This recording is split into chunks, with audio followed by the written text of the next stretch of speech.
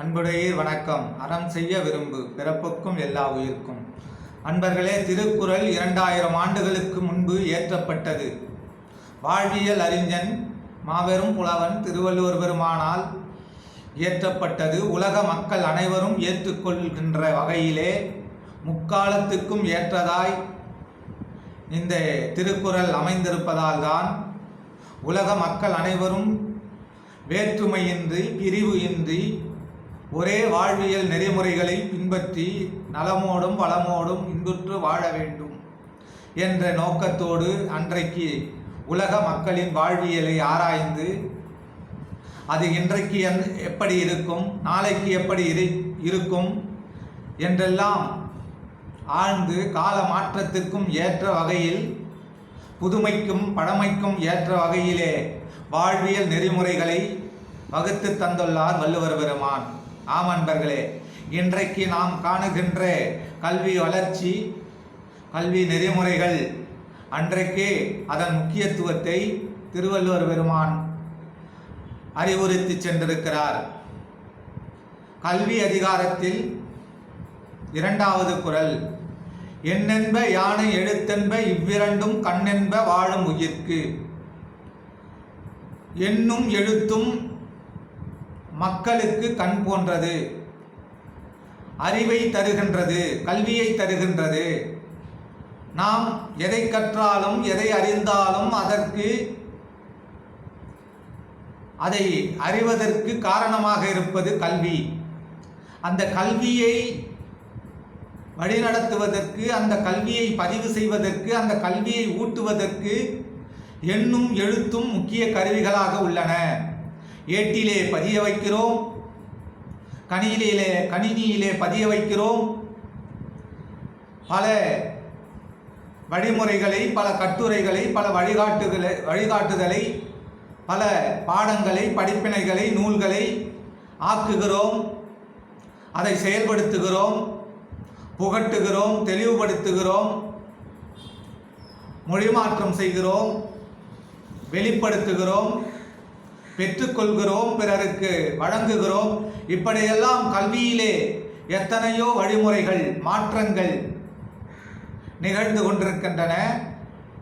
அந்த வழிமுறைகள், செயல்பாட்டுக்கள் அனைத்துக்கும் அந்த நூலாக இருந்தாலும், கணினியாக இருந்தாலும், ஓலைச்சுவடியாக இருந்தாலும், அதற்கு அந்த கல்விக்கு முக்கிய பங்கு வகிப்பது எண்ணும் எழுத்தும். ஆக இந்த எண்ணும் எழுத்தும் அதன் அடிப்படையிலே தான் எல்லாமே இயங்குகின்றன, எல்லாமே செயல்படுகின்றன.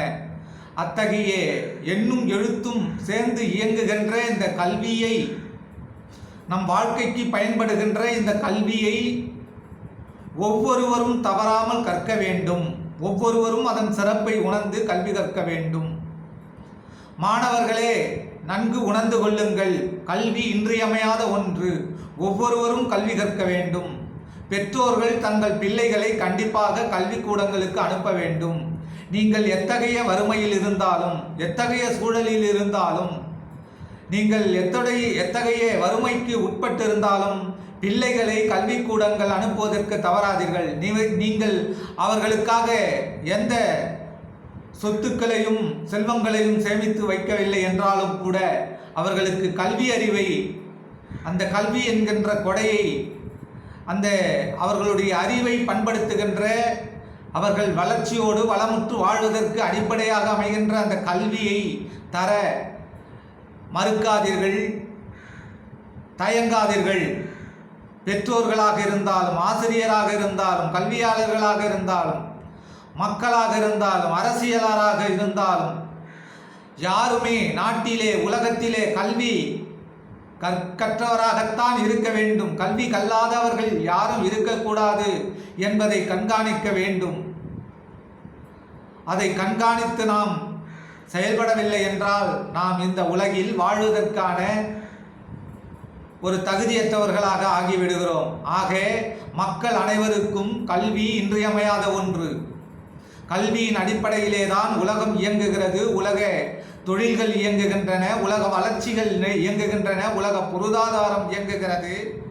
உலக நாடுகளெல்லாம் ஒரே கருத்து பரிமாற்றத்தில் தன்னுடைய தொழில் வளர்ச்சிகளை ஆங்காங்கே கருத்து பரிமாற்றத்துக்கும் தொழில் வளர்ச்சிக்கும் நிறுவனங்கள் இயங்குவதற்கும் தொழிற்கூடங்கள் இயங்குவதற்கும் அடிப்படையாக இருக்கின்றது கல்வி. யாராக இருந்தாலும் எந்த நிலையில் இருந்தாலும் கல்வி கற்க வேண்டும். கல்வியின் அடிப்படையிலே தான் நீங்கள் பொருள் ஈட்ட முடியும். உங்கள் வாழ்க்கையிலே ஏமாறாமல் இருக்க முடியும். உங்கள் வாழ்க்கையை புறக்கணிக்காமல், உங்கள் வாழ்க்கையை இழந்து விடாமல், உங்கள் வாழ்க்கையை பயனுள்ளதாக அமைத்து கொள்ள முடியும். உங்கள் வாழ்க்கையிலே வளர்ச்சி அடைய முடியும். இதற்கெல்லாம் அடிப்படையாக இருப்பது கல்வி. மாணவர்களே, கல்விக்கூடங்களுக்கு செல்லுங்கள். உங்கள் கருத்து, உங்கள் எண்ணம், உங்கள் செயல்பாடு அனைத்தும் கல்வியிலே ஒன்றி இருக்க வேண்டும். நீங்கள் கல்விக்கூடம் செல்லுகின்ற கல்வி கற்கின்ற வயதிலே உங்களுக்கு எத்தகைய இடையூறும் வரக்கூடாது. நீங்கள் விளையாட்டாக எதையும் செய்து கல்வி கற்கின்ற நூலை படிக்கின்ற அந்த காலத்திலே நீங்கள் விளையாட்டுத்தனம் இருக்க வேண்டும் என்றாலும் கல்வி கற்று முடிந்து பிறகு விளையாட்டை வைத்துக் கொள்ளுங்கள், பொழுதுபோக்கை வைத்துக் கொள்ளுங்கள். கல்வி சாலையில் கல்வி கற்கின்ற பொழுது, ஆசிரியர்கள் பாடம் நடத்துகின்ற பொழுது, ஆசிரியர்கள் சொல்லிக் கொடுக்கின்ற பொழுது உங்கள் கவனம், உங்கள் செயல், உங்கள் பார்வை, உங்கள் செவி அனைத்தும் கல்வியின் மீது, ஆசிரியர் நடத்துகின்ற பாடத்தின் மீது, அவர்கள் எடுத்துரைக்கின்ற செய்தியின் மீது இருக்க வேண்டும், கவனம் செலுத்த வேண்டும். எனவே நீங்கள் சிறப்பாக கல்வியை கண்காணித்து கவனித்து அறிந்து வளர்ச்சி பெற வேண்டும். நீங்கள் கல்வியிலே சிறந்து விளங்க வேண்டும். அன்பர்களே, மாணவர்களே, மாணவ செல்வங்களே, உங்கள் எதிர்காலம் கல்வியின் அடிப்படையில் தான் இருக்கிறது. உங்கள் வாழ்க்கையினுடைய அடித்தளம் கல்வியாக இருக்கிறது. நீங்கள் அடித்தளத்தை உறுதியாக அமைத்துக் கொள்ள வேண்டுமானால் நீங்கள் கல்வி கற்க வேண்டும். கல்வி கற்பதற்கு உங்களால் இயன்ற அளவுக்கு முயற்சி செய்யுங்கள், ஊக்கத்தை வெளிப்படுத்துங்கள். ஏழையின் பிள்ளை ஏழையாகவே இருக்க வேண்டும் என்பது இல்லை. பணக்காரனின் பிள்ளை பணக்காரனாகவே இருக்க வேண்டும் என்பது இல்லை. எனவே ஏழையின் பிள்ளையும் பணக்காரனாகலாம், செல்வந்தனாகலாம், அறிவு சார்ந்தவனாகலாம், அறிவு வளர்ச்சியிலே உயரலாம், பொருளீட்டலில் உயர்ந்து செல்வந்தனாகலாம். இதற்கெல்லாம் வழிவகுத்து தருவது கல்விதான். அந்த கல்வியிலே ஒழுக்கம் இருக்க வேண்டும், நேர்மை இருக்க வேண்டும். நீங்கள் கல்வியை கலக்கமர கற்க வேண்டும், தெளிவாக கற்க வேண்டும். கல்வியிலே தயக்கம் இருக்கக்கூடாது. உங்கள் கல்வியிலே குழப்பம் இருக்கக்கூடாது. உங்கள் கல்வி, நீங்கள் படிக்கின்ற பாடத்தின் மீது ஆர்வம் இருக்க வேண்டும். கல்வி உங்கள் மீது திணிக்கிறார்கள் என்று நீங்கள் நினைக்கக்கூடாது. கல்வியிலே பாட நூல்களிலே நீங்கள் அறிகின்ற ஒவ்வொரு செய்தியும் உங்களுக்கு புதுமையானது, ஒவ்வொரு பாடமும் புதுமையானது. நீங்கள் உலகத்தில் இருக்கின்ற புதிய செய்திகளை, புதிய பாடங்களை, புதிய வழிகாட்டுதலை நீங்கள் அறிந்து கொள்கிறீர்கள். எனவே உங்கள் உள்ளம் ஊக்கத்தோடு இருக்க வேண்டும், என்றுமே ஊக்கத்தோடு இருக்க வேண்டும். நீங்கள் உங்களோடு பழகுகின்ற சக மாணவர்களிடத்திலே நீங்கள் பகைமை வளர்த்துக் கொள்ளக்கூடாது. போட்டி, கல்வியிலே அறிவு போட்டி இருக்க வேண்டும். உங்கள் சக மாணவர்களிடத்திலே சண்டையிடக்கூடாது. ஒழுக்கமாக அன்போடு பழக வேண்டும். சக மாணவர்களுடைய கல்வியை பாதிக்கும் அளவு நீங்கள் அவர்களுக்கு இடையூறாக இருக்கக்கூடாது. சக மாணவர்களை இழிவுபடுத்தக்கூடாது. ஒற்றுமை உணர்வோடு இருக்க வேண்டும். ஒழுக்க நெறியோடு நடந்து கொள்ள வேண்டும். பள்ளியிலே பாடம் படிக்கின்ற வயதிலே பருவ பாடங்களை எண்ணி பார்க்கக்கூடாது. அதற்கெல்லாம் ஒழுக்கமும் கட்டுப்பாடும் உங்கள் உள்ளத்திலே வளர வேண்டும். கல்லூரி மாணவர்கள் தாங்கள் உங்களுடைய கல்லூரி காலம், கல்லூரியிலே படிக்கின்ற காலம் உங்கள் வாழ்க்கையினுடைய அடித்தளம் என்பதை எண்ணி பாருங்கள். கல்லூரி மாணவர்களே, நீங்கள் உங்கள் எண்ணத்திலும் உங்கள் செயலிலும் வேறெந்த ஈடுபாடும் இருக்கக்கூடாது. கல்லூரி கலாட்டா, அரட்டை அடிப்பது, பிறரை துன்புறுத்துவது, கேலி செய்வது, இதையெல்லாம் வைத்துக் கொள்ளாதீர்கள். இதையெல்லாம் ஓரம் கட்டுங்கள். உங்கள் எண்ணம் உங்கள் எழுச்சிக்காக இருக்கட்டும், உங்கள் கல்வி உங்கள் உயர்வுக்காக இருக்கட்டும். எண்ணி பாருங்கள். நீங்கள் அது போலெல்லாம் செயல்பட்டால் உங்கள் வாழ்க்கை சீரழிந்துவிடும். நாம் கெத்து காட்ட வேண்டும். நாம் பிறர் நம்மை கண்காணிக்கும் அளவில், பின்னர் நம்மை கண்டு அஞ்சும் அளவிலே இருக்க வேண்டும். பிற மாணவர்களை நம்மை கண்டு அஞ்ச வேண்டும், வணக்கம் செலுத்த வேண்டும், அடிபணிய வேண்டும் என்றெல்லாம் தடியெடுத்த தண்டல்காரனை போல நீங்கள் செயல்படாதீர்கள். அது உங்கள் வாழ்க்கையை சீரழித்துவிடும். எண்ணி பாருங்கள், அது சீரழிவு, உங்களை இழிவுபடுத்தும் செயல். எனவே மாணவர்கள் எல்லாம் இத்தகைய செயலெல்லாம் உயர்வாக எண்ணிக்கொண்டு செயல்படாதீர்கள். இதையெல்லாம் தாழ்ந்த செயல்கள். உங்களை நீங்களே தாழ்த்தி கொள்கிறீர்கள். எனவே மாணவர்கள் அனைவரும் கல்லூரி பயிலும் நிலையில் இருந்தாலும், பள்ளி பயிலும் நிலையில் இருந்தாலும், தவறான செயல்கள், தவறான நோக்கங்கள், தவறான எண்ணங்கள், அதைத்தான் நீங்கள் உயர்வாக எண்ணி செயல்படுத்துவீர்களே ஆனால் உங்கள் வாழ்வு சீரழியும், உங்கள் வாழ்க்கை சீரழிந்து போகும். நீங்கள் குப்பையிலே வந்து சேருகின்றனவே, அதை போல குப்பையிலே தூக்கி எறியப்படுகின்ற நிலை வரும் வாழ்க்கையில். ஆனால் அமைதியாக இருந்து, ஒழுக்கத்தோடு இருந்து, ஊக்கத்தோடு இருந்து, கொள்கையின் அடிப்படையிலே கல்வி கற்ற மாணவர்கள் எல்லாம் உங்களை கடந்து உயர்ந்து செல்வார்கள். நீங்கள் எங்கோ பின்தங்கி இருப்பீர்கள். உங்கள் வாழ்க்கை சீரழிந்து போகும். நீங்கள் மனம் முடித்து பிள்ளைகளை ஈன்று நீங்கள் பொருளீட்டி வாழுகின்ற காலத்திலே நீங்கள் எண்ணி பார்த்தால் தெரியும். நாம் ஒழுங்காக அன்றைக்கு கல்வியிலே ஈடுபட்டிருந்தால், உயர்ந்த நோக்கத்தோடு கற்றிருந்தால், இலக்கை எண்ணி கல்வியிலே ஈடுபட்டிருந்தால், கல்வியிலே தேர்ச்சி பெற்றிருந்தால், காலத்தை வீணடிக்காமல் பயன்படுத்தி கல்வி கற்று தேர்ச்சி பெற்று நம் அறிவை வளர்த்து நல்வழியிலே சென்றிருந்தால் இன்றைக்கு நாம் உயர்வை எட்டி இருக்கும். நம் வாழ்க்கை சிறப்பாக அமைந்திருக்கும். ஆனால் நம்மால் நம் பிள்ளைகளும் பாதிக்கப்படுகின்ற, நம் குடும்பமும் பாதிக்கப்படுகின்றனவே என்றெல்லாம் எண்ணி வருந்துகிற சூழ்நிலை உருவாகும். அன்பர்களே, மாணவர்களே, பெற்றோர்களே, அனைவரும் உணர்ந்து கொள்ளுங்கள். கல்வியிலே கவனம் செலுத்துங்கள். கல்வி இன்றியமையாத ஒன்று. கல்வியிலே உங்கள் அறிவை வளர்த்துக் கொள்ளுங்கள். நீங்கள் ஏற்ற துறை எதுவாக இருந்தாலும் அதிலே நீங்கள் சிறப்புற்று வர வேண்டும். சீர்கெட்டு போகக்கூடாது. சீர்கெட்டு போவதற்கான வழிமுறைகளை உங்களை வந்து கவர்ந்து கொள்ளும், உங்களை தேடி வரும். அதையெல்லாம் புறம் தள்ளுங்கள்.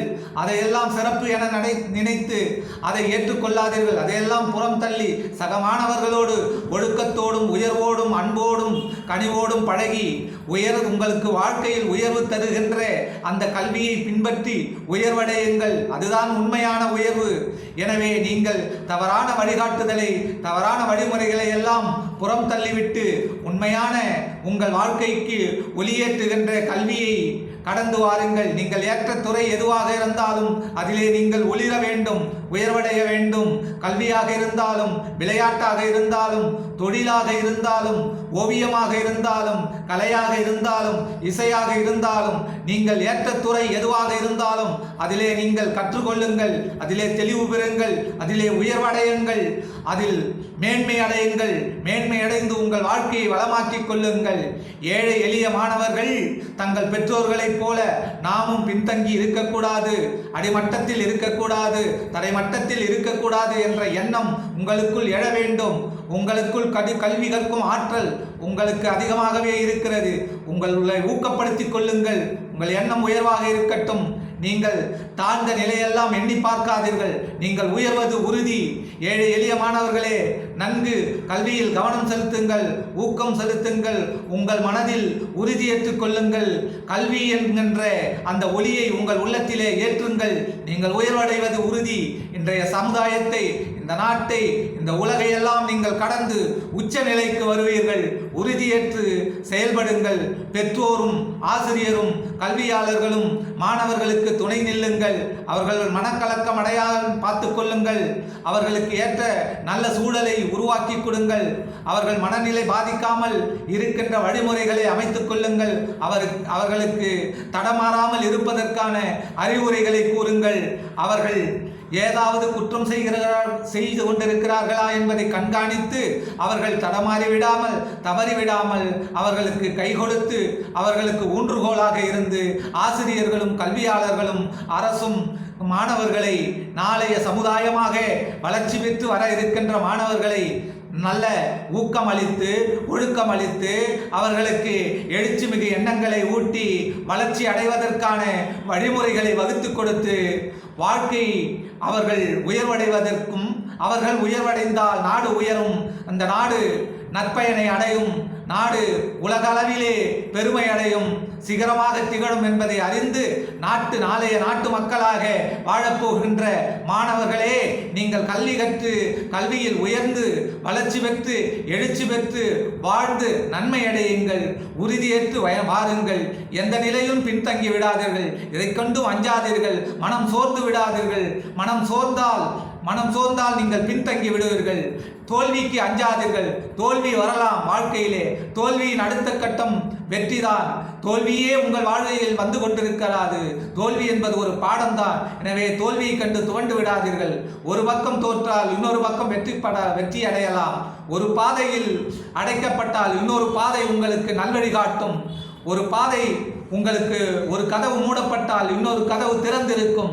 எனவே தோல்வியை கண்டு அஞ்சாதீர்கள். ஒரு முறை தோற்றுவிட்டோமே, ஒரு முறை தேர்ச்சி பெறவில்லையே என்றெல்லாம் ஏக்கம் கொள்ளாதீர்கள். அந்த தேர்ச்சி தான் உங்களுக்கு வழிகாட்டி, அந்த தேர்ச்சி தான் உங்கள் உள்ளத்தில் ஒளியேற்றும். எனவே தேர்ச்சி பெற்று வாருங்கள். தோல்வியை கண்டு அஞ்சாதீர்கள், துவண்டு விடாதீர்கள்.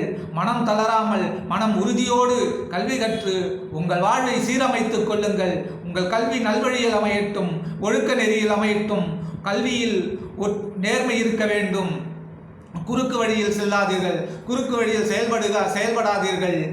மதிப்பெண் எடுப்பதற்காக மட்டும் படிக்காதீர்கள்.